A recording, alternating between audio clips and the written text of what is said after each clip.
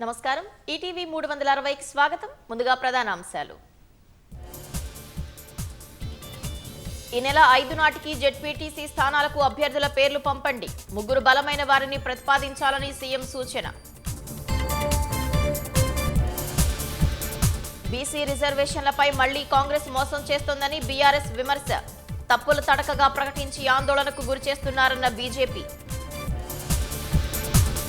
కేంద్ర ప్రభుత్వం సహకరించకుంటే ధాన్యం సేకరణ కష్టం కోటా పెంచాలంటూ ప్రహ్లాద్ జోషికి ఉత్తమ్ కుమార్ లేఖ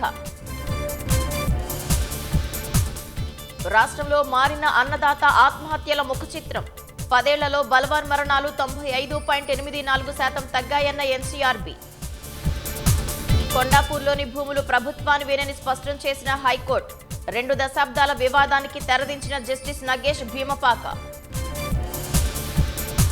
తమిళనాడులో ఎన్నోర్ థర్మల్ పవర్ ప్లాంట్లో కూలిన స్కోఫోల్డింగ్ ఘోర ప్రమాదంలో అసోంకి చెందిన 9 మంది కార్మికులు మృతి